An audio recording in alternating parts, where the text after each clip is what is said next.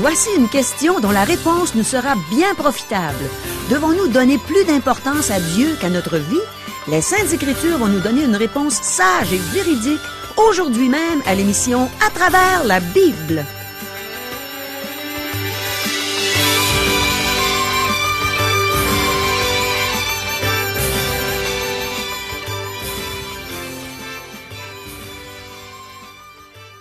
Chers auditeurs, pour en savoir davantage sur le contenu de cette émission, vous pouvez contacter en tout temps Radio Espoir via Internet à www.radioespoir.ca ou par téléphone, sans frais, au 1-877-l'Espoir, 1-877-537-7647. Bonjour, ici Caro. Je trouve qu'on en apprend beaucoup à travers les enseignements qui concernent la vie de David. Voici d'autres bonnes questions qu'on va poser à la parole de Dieu aujourd'hui. Devons-nous accepter les châtiments de Dieu? Notre relation avec Dieu devrait-elle être plus importante que notre vie? Devons-nous crier à Dieu quand nous sommes dans des situations pénibles et difficiles? Devons-nous vérifier la véracité des dires avant de prendre des décisions à leur sujet? Est-ce que Dieu accomplit toujours ce qu'il annonce? Demeurez avec nous, on va sûrement recevoir un puissant enseignement au cours de cette émission. Le pasteur Régent Joly est sur le point de nous donner les réponses qu'il a puisées dans la Bible, les réponses de Dieu. Mais premièrement, prions. Oh oui, Seigneur, ce sont tes réponses qu'on veut. Réponds à nos questions. Enseigne-nous ta parole. On a besoin d'être enrichis par toi, de mieux te connaître pour mieux te servir. Parle-nous, Seigneur. Amen. À toi, Régent. Merci beaucoup, Caro. Chers amis, à la dernière émission, nous avons vu un conflit éclater entre Amnon, le fils aîné de David, et Absalom, le troisième fils de David. Amnon viola Tamar, sa demi-sœur, et sœur d'Absalom. Le roi David se mit en colère, mais ne sévit pas contre Amnon. Absalom se vengea en assassinant Amnon. Il dut s'enfuir dans le pays de Guéshur chez son beau-père. David était triste, et Joab usa d'un subterfuge pour convaincre David et de permettre à Absalom de revenir. Cependant, ce fut à contre-cœur, et David ne permit pas à Absalom de venir en sa présence. Absalom brûla la récolte de Joab afin de le convaincre de parler au roi pour lui. David redonna tous ses privilèges à Absalom. David ne pardonna pas entièrement son fils. Ce n'est pas comme le pardon de Dieu qui est entier. En effet, Dieu pardonne tous les péchés à un croyant et il l'accueille dans le royaume de son Fils Jésus-Christ. Par contre, le pardon de Dieu n'exclut pas la discipline pour le bien du croyant. Ce fut le cas de David qui, quoique pardonné, a dû subir les conséquences de son péché. Absalom a tué Amnon et a dû fuir. David a permis à Absalom de revenir. Celui-ci va provoquer une rébellion contre le roi son père. D'une façon subtile, il va amener les enfants d'Israël à s'attacher à lui. Absalom est un beau garçon qui doit avoir beaucoup de traits de ressemblance avec son père. Il est l'héritier du trône et David désire qu'il lui succède. Absalom est de retour à Jérusalem et il complote afin d'usurper le trône de son père. Dieu avait dit à David que l'épée ne s'éloignerait pas de sa maison à cause de son adultère et de son meurtre. David devra à nouveau s'enfuir de Jérusalem. Chers amis, débutons notre lecture. 2 Samuel, chapitre 15, versets 1 à 4. Après cela, Absalom se procura un char et des chevaux, et 50 hommes qui couraient devant lui. Il se levait de bon matin, et se tenait au bord du chemin de la porte. Et chaque fois qu'un homme, ayant une contestation, se rendait vers le roi pour obtenir un jugement, Absalom l'appelait et disait « De quelle ville es-tu » Lorsqu'il avait répondu « Je suis d'une telle tribu d'Israël », Absalom lui disait « Vois, ta cause est bonne et juste, mais personne de chez le roi ne t'écoutera. » Absalom disait « Qui m'établira juge dans le pays ?» Tout homme qui aurait une contestation et un procès viendrait à moi, et je lui ferai justice. Oui, chers amis, Absalom était méchant, rusé et malhonnête. La Bible révèle le cœur de l'homme. Absalom interceptait les gens qui venaient au roi pour faire entendre leur cause, et il leur disait que le roi ne leur rendrait pas justice. Versets 5 et 6. Et quand quelqu'un s'approchait pour se prosterner devant lui, il lui tendait la main, le saisissait et l'embrassait. Absalom agissait ainsi à l'égard de tous ceux d'Israël qui se rendaient vers le roi pour demander justice. Et Absalom gagnait le cœur des gens d'Israël. Absalom est un politicien fort habile. C'est ainsi que de nombreuses personnes se font élire aujourd'hui. Les seules qualifications qu'ils ont, c'est une habileté à flatter les gens et à donner des poignées de main. Des prédicateurs font la même chose. Ils ne savent ni prêcher, ni enseigner, mais ils savent flatter les gens. Et cela marche, chers amis. Si nous examinons le texte biblique, nous remarquerons que c'est la méthode qu'utilisera l'Antéchrist pour s'emparer du pouvoir. Les paroles d'Absalom se traduisent ainsi en langage contemporain.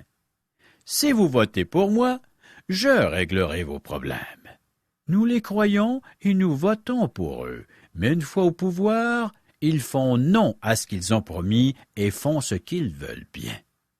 Absalom suscite une rébellion contre son père, ce qui sera une chose abominable. Versets 7 à 10. Au bout de 40 ans, Absalom dit au roi, « Permets que j'aille à Hébron pour accomplir le vœu que j'ai fait à l'Éternel, car ton serviteur a fait un vœu. Pendant que je demeurais à Guéshur, en Syrie, j'ai dit, « Si l'Éternel me ramène à Jérusalem, je servirai l'Éternel. » Le roi lui dit, « Va en paix. » Et Absalom se leva et partit pour Hébron. Absalom envoya des espions dans toutes les tribus d'Israël pour dire, « Quand vous entendrez le son de la trompette, vous direz, « Absalom règne à Hébron. » David a débuté son règne dans la ville d'Hébron. Absalom s'est rendu à Hébron, non pour accomplir un vœu, mais pour mettre en marche sa rébellion.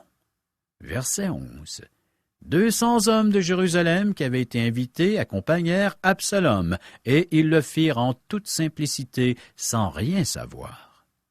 Ces hommes suivirent Absalom sans savoir ce qui se passerait. Verset 12. Pendant qu'Absalom offrait les sacrifices, il envoya chercher à la ville de Gilo Achitophel, le Gilonite conseiller de David. La conjuration devint puissante, et le peuple était de plus en plus nombreux auprès d'Absalom. À mesure que les événements progressent, les forces d'Absalom deviennent plus puissantes. Même Achitophel, un conseiller de David, se joint aux rebelles. Tout cela s'est produit avant que David se rende compte de ce qui se passe. Versets 13 et 14. Quelqu'un vint informer David et lui dit, « Le cœur des hommes d'Israël s'est tourné vers Absalom. » Et David dit à tous ses serviteurs qui étaient avec lui à Jérusalem, « Levez-vous, fuyons, car il n'y aura point de salut pour nous devant Absalom. Hâtez-vous de partir, sinon il ne tarderait pas à nous atteindre, et nous précipiterait dans le malheur et frapperait la ville du tranchant de l'épée. » Comme David, nous devons accepter les châtiments de Dieu. Pourquoi David a-t-il fui la ville plutôt que de la défendre? David aimait cette ville. Je pense que David savait que ce châtiment venait de Dieu. Dans 2 Samuel, chapitre 15, versets 25 et 26, nous lisons. Le roi dit à Sadoc, « Reporte l'arche de Dieu dans la ville. Si je trouve grâce aux yeux de l'Éternel, il me ramènera, et il me fera voir l'arche et sa demeure. Mais s'il dit, « Je ne prends point plaisir en toi, me voici, qu'il me fasse ce qui lui semblera bon. » David savait que ces événements faisaient partie du châtiment que Dieu lui avait annoncé. Le viol de Tamar par Amnon s'est produit à Jérusalem. David fut déshonoré par ce crime. David a aussi commis l'adultère à Jérusalem alors qu'il aurait dû accompagner ses troupes à la guerre.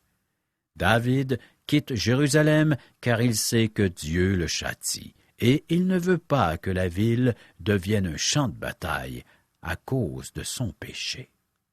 Dans 2 Samuel, chapitre 15, verset 30, nous lisons « David monta la colline des Oliviers.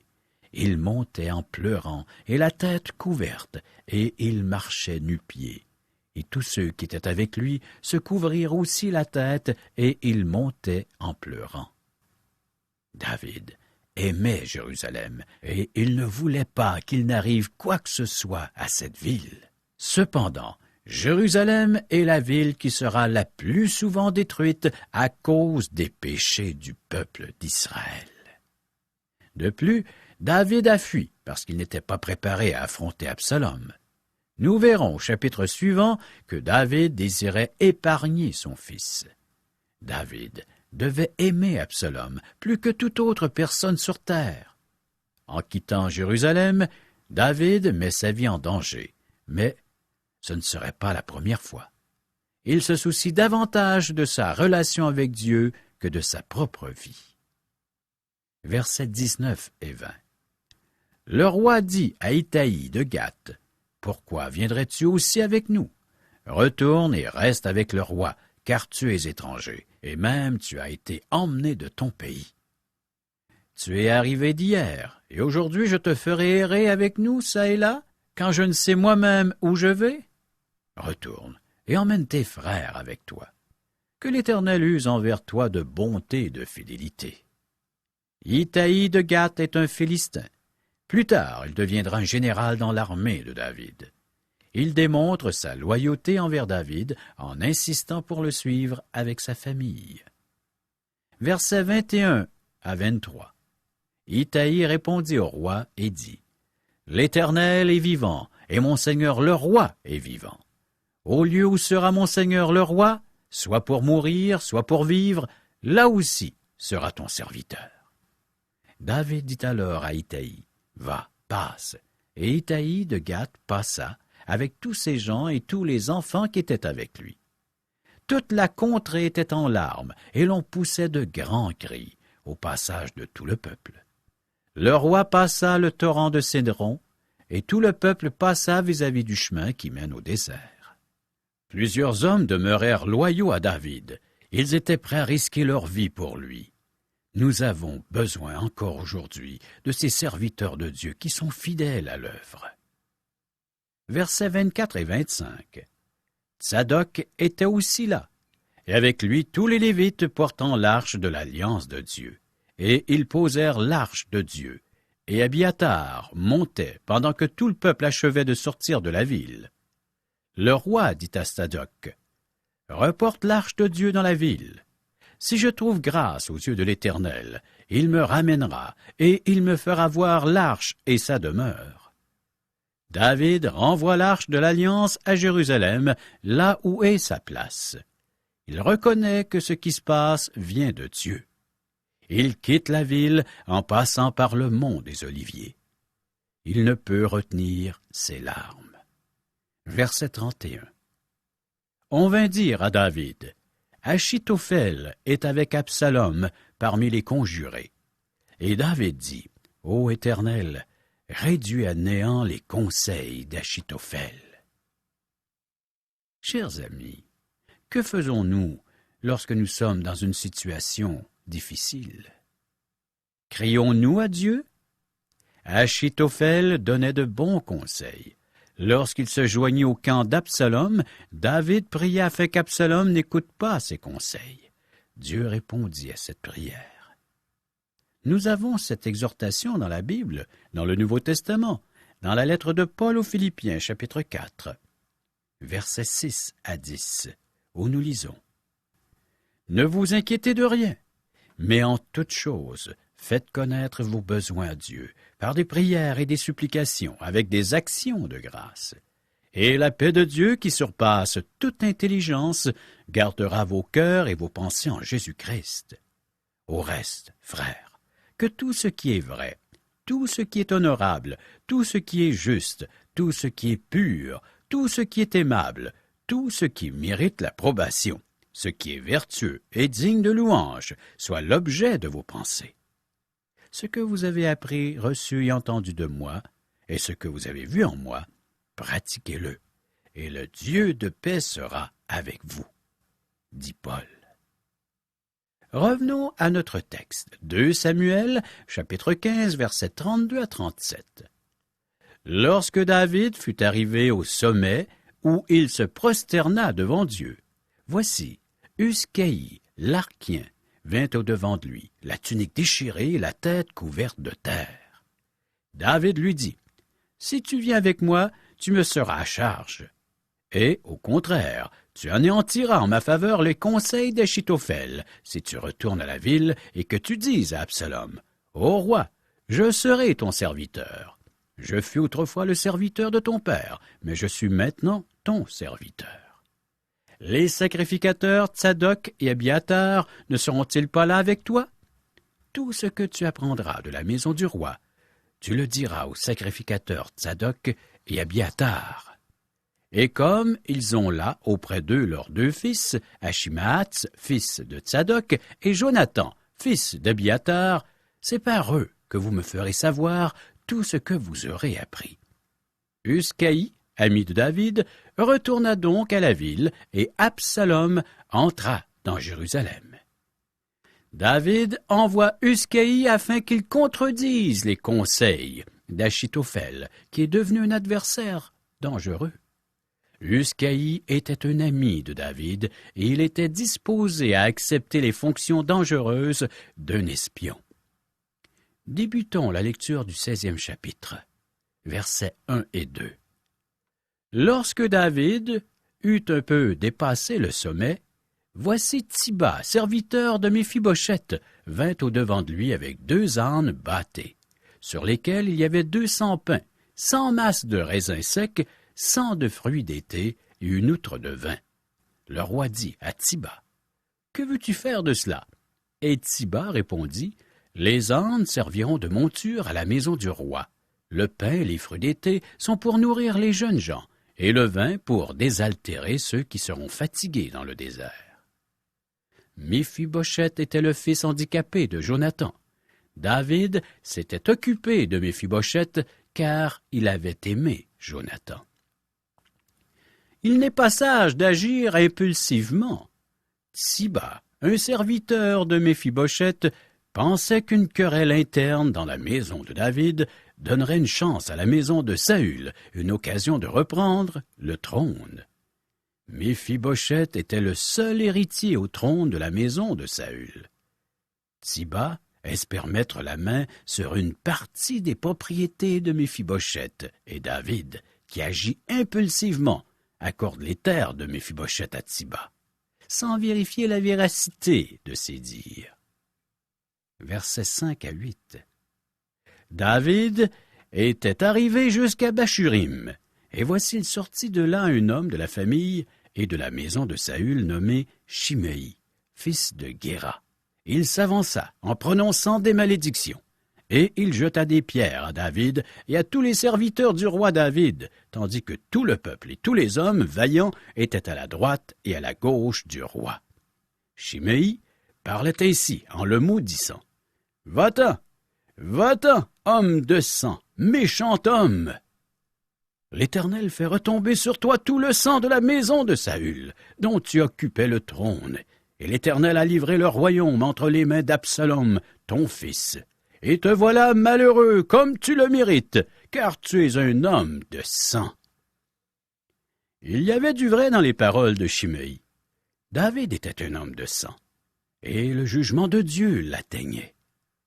Verset 9. Alors Abiscaï, fils de Tseruja, dit au roi, « Pourquoi ce chien mort maudit-il le roi mon seigneur? Laisse-moi, je te prie, aller lui couper la tête. » Abiscaï, cousin de David et frère de Joab, voulait faire taire Shimei de façon permanente. Notez la réaction de David. Versets 10 et 11.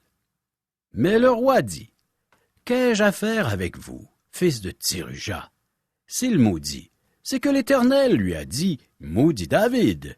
Qui donc lui dira, « Pourquoi agis-tu ainsi » Et David dit à Abiscaï et à tous ses serviteurs, « Voici, mon fils qui est sorti de mes entrailles en veut à ma vie. À plus forte raison ce Benjamite.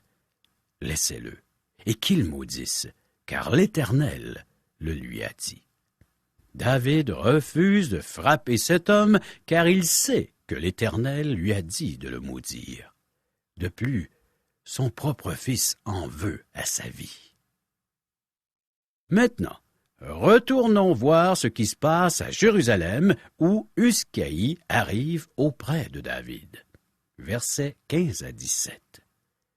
Absalom et tout le peuple, les hommes d'Israël, étaient entrés dans Jérusalem, et Achitophel était avec Absalom.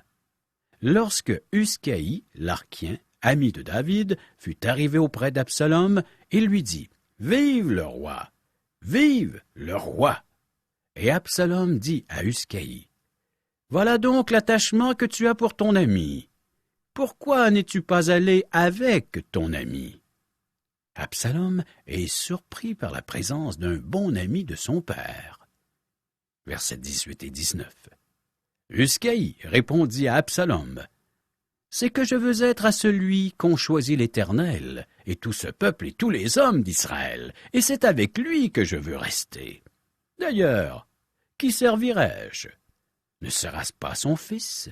Comme j'ai servi ton père, ainsi je te servirai. » Uscaï répond qu'il servira l'homme choisi par Dieu et par le peuple.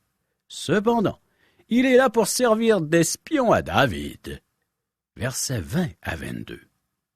Absalom dit à Achitophel, « Consultez ensemble. Qu'avons-nous à faire? » Et Achitophel dit à Absalom, « Va vers les concubines que ton père a laissées pour garder la maison. Ainsi, tout Israël saura que tu t'es rendu odieux à ton père, et les mains de tous ceux qui sont avec toi se fortifieront. » On dressa pour Absalom une tente sur le toit, et Absalom alla vers les concubines de son père aux yeux de tout Israël. Achitophel recommande à Absalom de faire une chose vile, mais elle aura une signification pour Israël. C'était une façon d'affirmer publiquement que tout ce qui appartenait à David appartient maintenant à Absalom. Verset 23. Les conseils donnés en ce temps-là par Achitophel avaient autant d'autorité que si l'on avait consulté Dieu lui-même. Il en était ainsi de tous les conseils d'Achitophel, soit pour David, soit pour Absalom. Ce que Dieu annonce s'accomplit toujours. Oui, chers amis, ce que Dieu dit s'accomplit. Le geste d'Absalom est un accomplissement de ce qu'avait annoncé le Seigneur. Ainsi parle l'Éternel, voici, je vais faire sortir de ta maison le malheur contre toi, et je vais prendre sous tes yeux tes propres femmes pour les donner à un autre, qui couchera avec elles à la vue de ce soleil. Car tu as agi en secret, et moi, je ferai cela en présence de tout Israël et à la face du soleil. Rappelez-vous de ce texte, tiré de 2 Samuel, chapitre 12, versets 11 et 12. La leçon est que Dieu ne parle pas en vain. Prochaine émission, 2 Samuel, chapitre 17, verset 1er à chapitre 18, verset 33. Merci, Régent. Je me suis reconnu quand tu as mentionné que David avait crié à Dieu dans une situation difficile. Je pense qu'on a tous des choses qu'on doit apprendre, mais aussi des choses qu'on fait tout naturellement. Pour ma part, crier à Dieu n'est pas une chose que j'ai dû apprendre. Je fais ça tout naturellement, probablement à cause de ma nature. Je suis ce que les gens appellent une extravertie. Je crois que les extravertis sont généralement des gens qui sont capables de crier à Dieu quand ils sont dans une situation pénible, quand ils ressentent de la douleur, du chagrin et même de la colère, ou quand ils ont peur. Par contre, les introvertis ont probablement un peu plus de difficulté pour ce qui est de crier à Dieu. Mais j'en connais qui ont appris à le faire, mais qui le font d'une manière un peu moins évidente aux yeux des extravertis. Mais je suis certaine que Dieu entend leurs cris quand même. Mon ami, si tu es présentement au milieu d'une situation pénible, peu importe ce qu'elle est, j'aimerais t'encourager à répandre ta douleur, ton chagrin ou ta peur devant Dieu. Tu ne vois pas Dieu, tu ne l'entends pas, sauf dans ton cœur, par son esprit, par sa parole. Mais Dieu est là. Il attend que tu lui exposes ton problème, que tu lui dises que tu as mal en dedans, que tu cries à lui avec confiance, sachant que lui t'entend et qu'il attend simplement que tu cherches sa face, que tu cherches aussi sa main qui est toujours prête à te secourir. As-tu un problème avec tes enfants qui sont dans l'adolescence, ne sachant plus quoi faire pour qu'ils ne soient pas si rebelles envers toi et envers Dieu? Demande à Dieu de se charger d'eux et fais-lui confiance.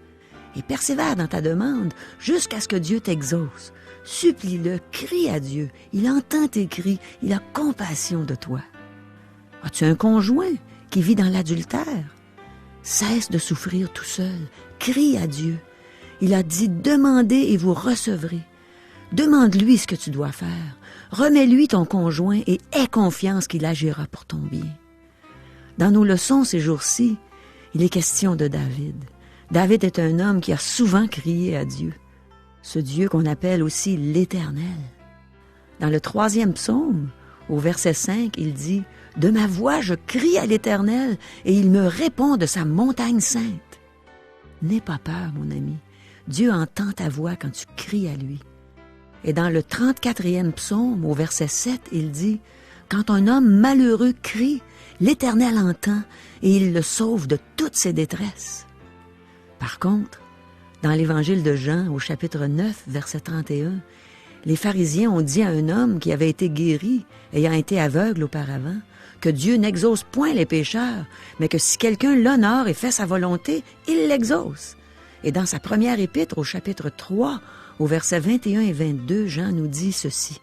« Bien-aimés, si notre cœur ne nous condamne pas, nous avons de l'assurance devant Dieu. Quoi que ce soit que nous demandions, nous le recevons de lui parce que nous gardons ses commandements et que nous faisons ce qui lui est agréable. » Mon ami, est-ce que tu gardes les commandements de Dieu? Est-ce que tu fais ce qui lui est agréable? Si ta réponse est non, tu es en train de dire que tu es un pécheur. Et si c'est le cas, j'ai une bonne nouvelle pour toi. L'apôtre Paul a dit que Dieu était venu pour sauver le pécheur, dont lui, Paul, était le premier. Mon ami, on ne peut pas mériter l'approbation de Dieu. Mais en pécheur, perdu, demande-lui de te sauver, de te pardonner. Et le Seigneur va le faire. Régent, je pense que les gens comprennent pas exactement c'est quoi un déjeuner de l'espoir. Pourrais-tu l'expliquer? Avec joie, Caro. Les gens sont invités à venir participer à un déjeuner de l'espoir qui se déroule dans un restaurant. Un endroit où les gens sont habitués à venir. Qui n'a pas pris un repas dans un restaurant? C'est un lieu public. Alors les gens viennent, ils y assistent et ils peuvent manger gratuitement. Wow! Gratuitement, en plus d'entendre un merveilleux témoignage. C'est ça qui fait que le déjeuner est merveilleux, c'est qu'il y a un témoignage d'une personne. Ça pourrait être toi, Caro, ou moi, ou une toute autre personne qui a vécu une expérience personnelle avec Dieu. Comment est-ce que Dieu a transformé, changé, je pourrais même dire bouleversé sa vie? Eh oui, Dieu a vraiment bouleversé la mienne et j'aime ça raconter ça. J'aime ça aussi, pouvoir chanter mes anciens succès. C'est le fun de voir les gens qui rient d'entendre toutes ces anciennes chansons-là. Et finalement, je leur dis ce que Dieu a fait pour moi. Puis c'est merveilleux. C'est bon dans mon cœur de l'annoncer aux gens, combien Dieu les aime. Et ça se fait à la grandeur du Québec. Comment peut-on savoir s'il y en a un près de chez nous? Eh bien, vous pouvez nous rejoindre par téléphone. 1-877-L'Espoir, 1-877-537-7647 ou via courriel à www.radioespoir.ca ou à notre adresse postale. Radio Espoir, casier postal 34 Charlebourg, province de Québec, G1G 6P2. Chers amis, au revoir. Et à demain.